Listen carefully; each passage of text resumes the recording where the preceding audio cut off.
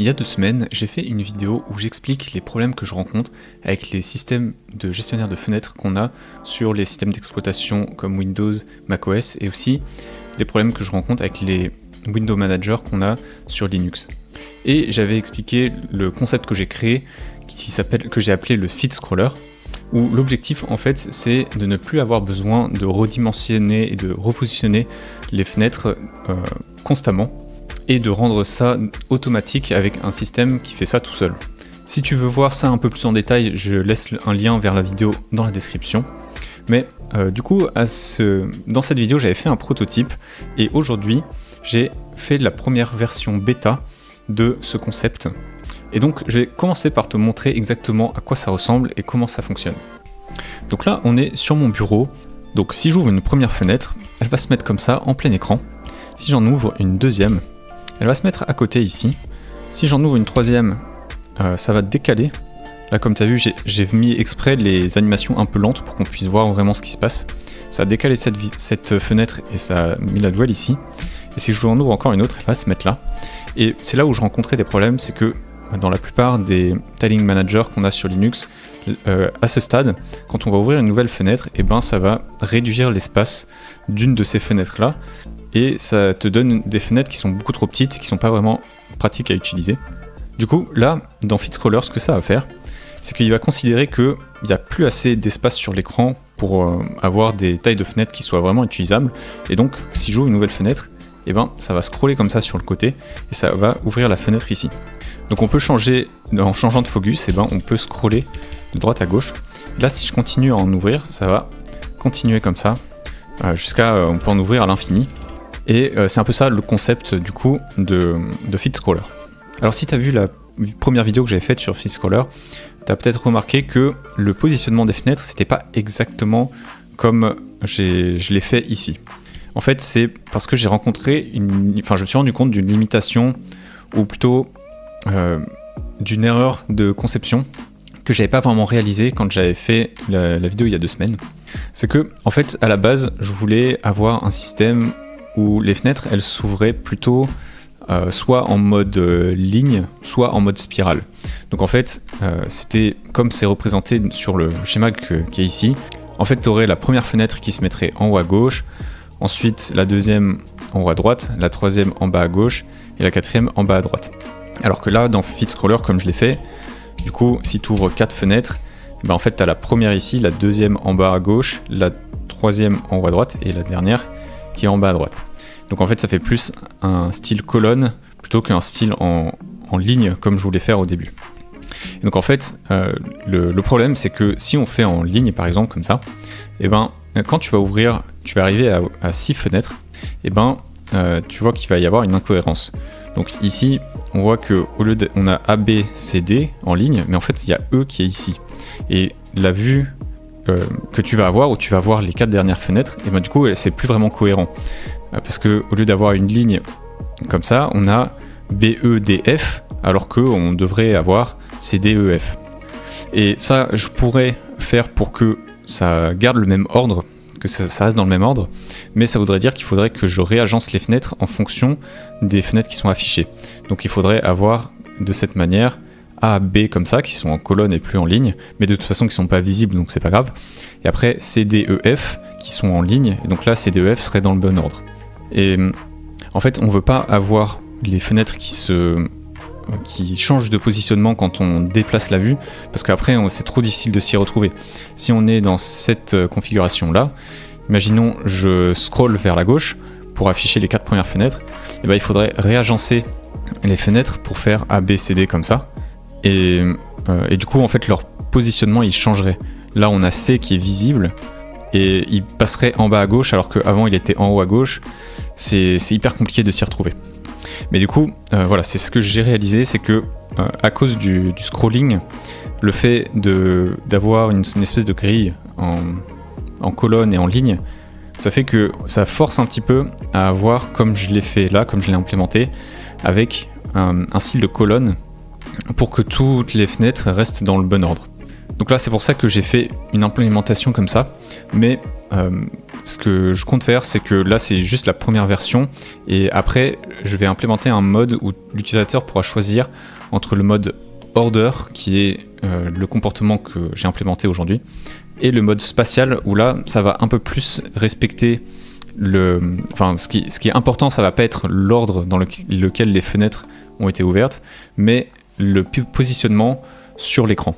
Et donc ça, il va falloir que je réfléchisse un peu conceptuellement comment est-ce que je vais pouvoir l'implémenter, mais en gros, l'objectif ce sera justement de pouvoir avoir différents modes de tiling, où tu pourras avoir un mode en ligne par exemple, mais que quand tu scrolls, tu gardes quand même une cohérence et que les fenêtres restent sur le même positionnement dans l'espace, quoi.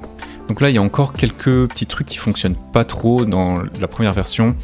En même temps, c'est toujours une version bêta, hein. Donc par exemple, j'ai implémenté la manière de redimensionner les fenêtres dans FitScroller. Ça suit la même logique du fait que tu as seulement un certain nombre de dimensions de fenêtres qui sont pratiques à utiliser. Et donc c'est fait exprès que tu ne puisses pas redimensionner les fenêtres de manière graduelle, mais tu peux forcer la taille d'une fenêtre en circulant entre les différentes dimensions qui sont autorisées. Donc moi là dans ma configuration, c'est la configuration par défaut, j'ai 3 tailles de dimensions qui sont autorisées. Donc il y a cette taille là où ça prend un quart de l'écran, on va avoir cette taille là où ça prend tout l'écran, et cette taille là où ça prend la moitié de l'écran divisé sur la largeur.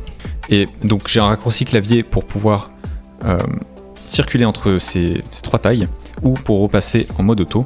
Donc si je fais Super C, et sur cette fenêtre par exemple, elle va se mettre en grand. Si je refais, elle se met dans cette dimension. Si je refais, elle se met dans cette dimension-là. Je refais encore, elle passe en mode auto. Et là, il y a un petit bug encore qu'il va falloir que je corrige. C'est que les autres fenêtres, en fait, elles prennent pas les bonnes dimensions. Donc là, par exemple, si je la mets de cette taille-là, les autres fenêtres, elles se mettent en grand aussi, alors que il faudrait pas, en fait. Pareil, si je la mets comme ça, elles se mettent comme ça. Donc c'est pas le comportement prévu. Autre chose qui fonctionne pas complètement, c'est que on peut pas vraiment déplacer les fenêtres avec le clic de la souris. En fait, si je prends cette fenêtre, si je veux la mettre ici, elle va toujours se mettre à la fin. Pareil ici, si je veux la mettre là, ça marche pas. Celle-là, je veux la mettre là, ça se met toujours à la fin. Et ça, pour déplacer les fenêtres, on peut le faire avec un raccourci clavier, ça fonctionne. Mais ça va toujours suivre l'ordre. En fait, tu peux faire déplacer suivant ou déplacer précédent, mais tu peux pas faire déplacer à gauche, déplacer à droite, déplacer en haut ou déplacer en bas. Et justement, là, l'objectif c'est qu'on est sur le mode order, où la logique c'est qu'on veut garder l'ordre des fenêtres absolument. Et ce sera l'objectif d'avoir un autre mode qui sera le mode spatial, où là justement l'objectif c'est pas forcément de garder l'ordre, ce qui est important c'est pas l'ordre des fenêtres, mais c'est le positionnement dans l'espace. Et donc là on pourra faire déplacer à gauche, déplacer à droite. Donc là je pourrais avoir quelque chose où on peut déplacer avec la souris par exemple. Donc ça ce sera pour une prochaine version. Donc maintenant je vais parler un petit peu de comment fonctionne la configuration. Donc en fait la logique c'est que pour définir les dimensions des fenêtres qui sont autorisées, ça va être une proportion de l'écran. Donc par exemple là on a un tableau où on a la liste des différentes dimensions autorisées. Et donc la première c'est prendre 100% en largeur, 100% en hauteur. La deuxième dimension c'est de prendre la moitié de la largeur et 100% de la hauteur. Et la troisième c'est de prendre la moitié de la largeur et la moitié de la hauteur. Après on peut aussi définir la direction du scroll. Donc par défaut c'est vers la droite comme je l'ai montré, mais on peut choisir soit vers la gauche, vers le haut ou vers le bas. Ça va être surtout utile pour si tu utilises un écran verticalement par exemple. Peut-être que tu as envie que ça défile vers le bas plutôt que vers la droite. Ou alors ça peut être aussi une question de préférence, tu as envie que ça défile vers la gauche, pourquoi pas. Donc déjà je vais faire un test en live parce que je n'ai pas encore testé. Je vais essayer avec d'autres configurations. Ok, donc dans le fichier de configuration, on a la configuration qui est là. Donc par exemple, si je veux, imaginons que j'ai un écran ultra wide qui est en 21/9. Là, ce que je voudrais, c'est avoir de pouvoir diviser la largeur en 3, mais la hauteur en 2. et donc il y a d'autres dimensions qui sont autorisées, mais je veux jamais avoir une fenêtre qui va prendre la moitié de la hauteur et toute la largeur. Donc là il y aura un petit peu plus de dimensions, donc on va avoir 100%, après on pourrait avoir 2 tiers de la largeur avec toute la hauteur, on pourrait aussi avoir la moitié de la largeur avec toute la hauteur, ou alors 1 tiers de la largeur avec toute la hauteur. Et ensuite, si on veut pouvoir aussi diviser la hauteur, ça veut dire que on aurait, on va dire, la moitié de la largeur avec la moitié de la hauteur, 1 tiers de la largeur avec la moitié de la hauteur. Mais je pense qu'on voudrait pas avoir 2 tiers de la largeur. Ce serait un peu bizarre, avec seulement, avec seulement la moitié de la hauteur. Donc je dirais que ça, ce serait une bonne configuration pour un écran ultra wide. Donc on va essayer pour voir ce que ça donne. Donc là, ça marche à moitié parce que si j'ouvre une 5e fenêtre, on voit qu'elle prend 1 tiers de l'écran. Mais en fait, ce qu'il faudrait, c'est que les autres fenêtres qui étaient avant se rétrécissent. Donc là, c'est pas encore complètement fonctionnel. Et après, les suivantes, elles se mettent bien. Mais du coup, on va dire que voilà, c'est cette disposition-là qu'on voudrait pour un écran ultra wide en 21/9. Ok, maintenant je vais tester le tiling mode. Donc ça, je n'ai pas encore expliqué ce que c'est parce qu'en fait, sur la configuration par défaut, ça va pas vraiment avoir d'impact. C'est surtout justement si on utilise un ultra wide ou un écran plus grand et qu'on veut pouvoir réduire des fenêtres à plus qu'à la moitié, avoir une grille de 9 par exemple, de 3 par 3. Mais du coup, vu que la configuration elle bug un peu quand on prend des tiers et tout ça, je sais pas si on va vraiment pouvoir observer le truc, mais peut-être que justement ça va régler un peu ce problème. Donc par défaut, on est en mode split. Enfin, il y a 2 manières de voir les choses quand le FixColor il essaye de trouver une dimension qui peut correspondre par rapport à la configuration.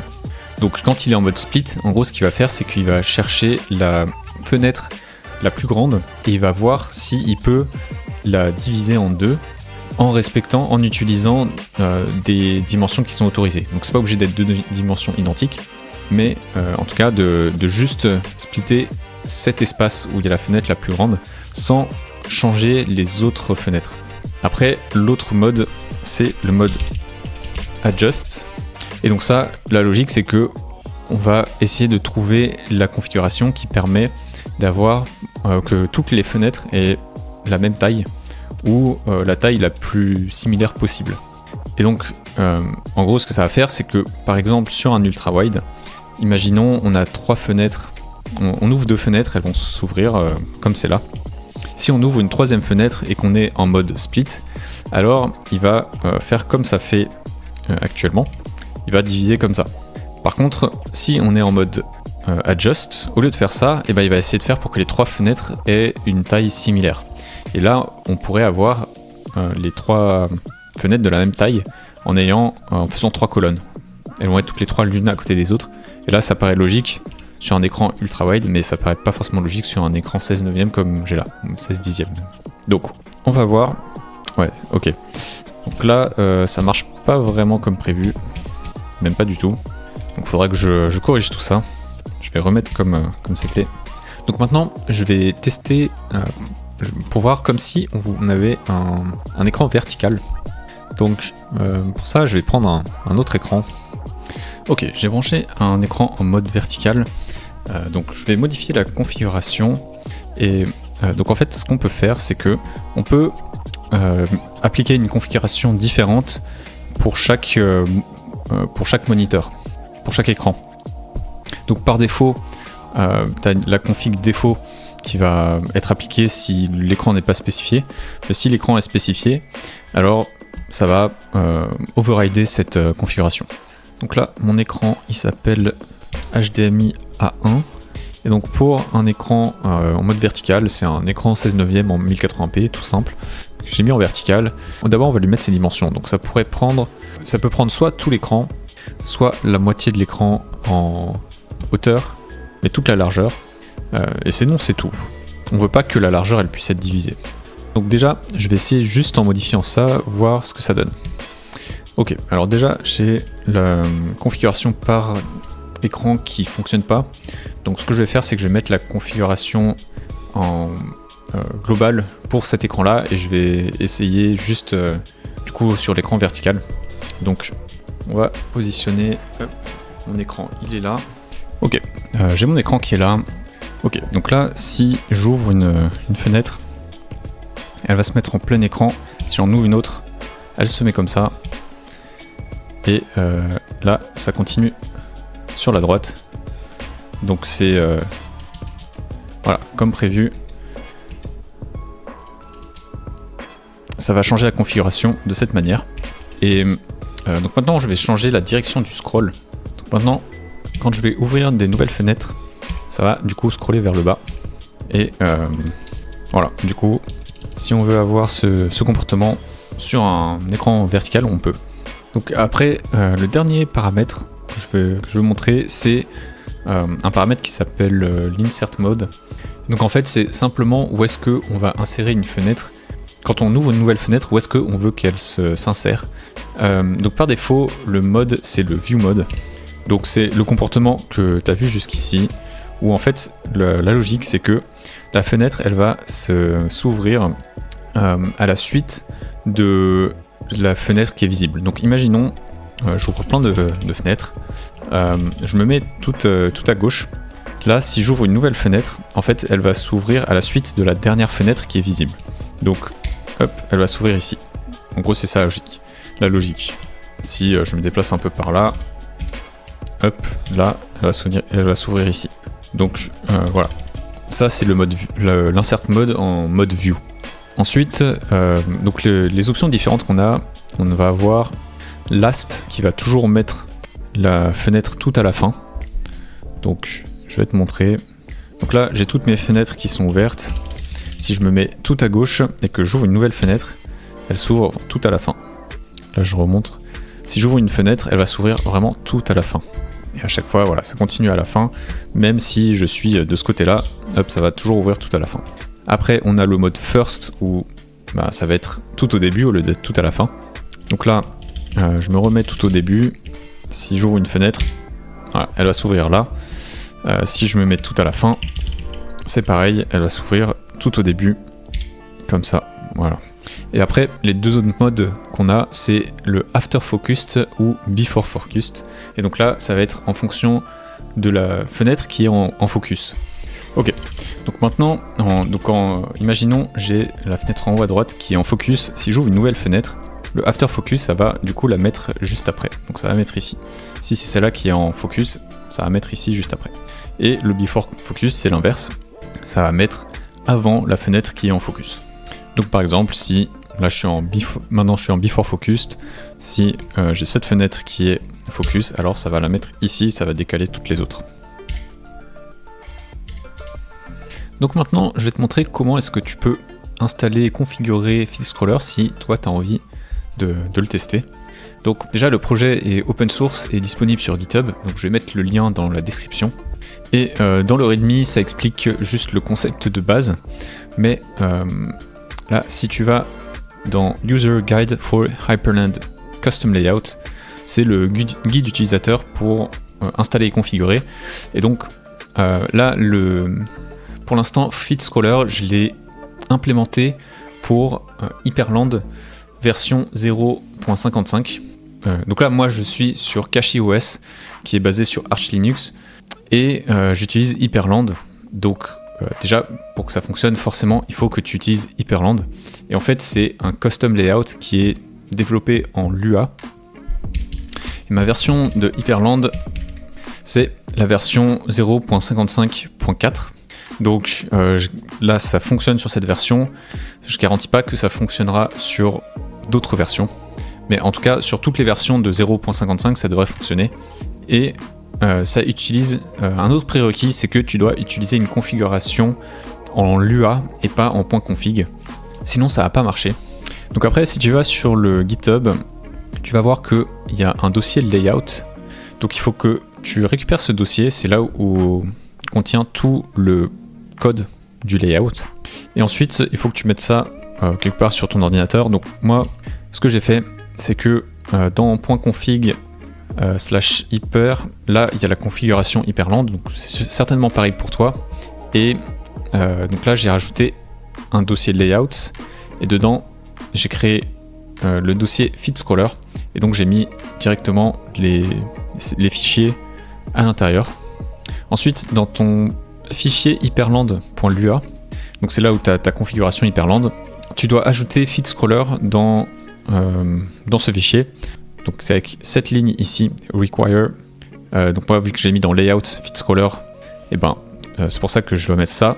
Et ensuite tu dois pointer vers le fichier init. Après les autres fichiers, il faut qu'ils soient dans le même dossier que le fichier init, mais c'est le fichier init qui s'occupe d'aller importer ces autres fichiers.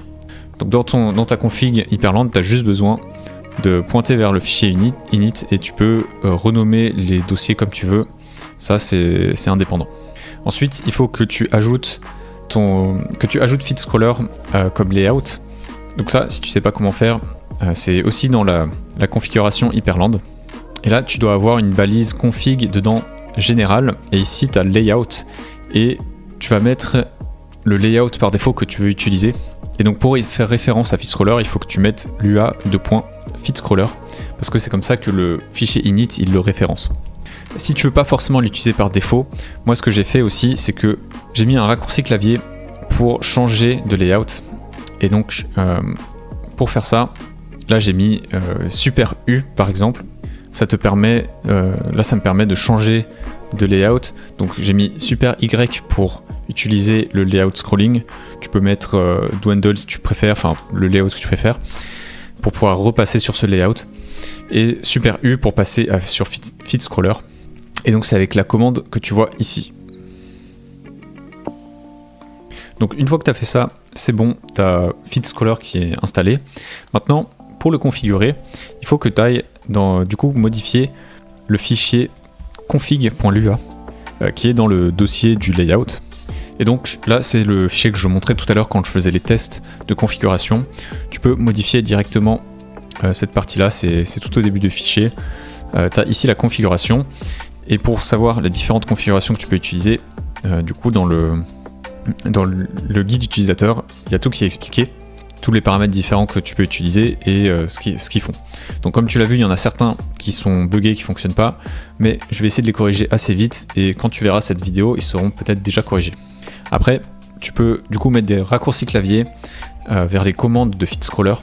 Donc il y a surtout 3 types de commandes qui sont importantes. Il y a le fait de pouvoir changer de focus, pour faire focus next, focus previous.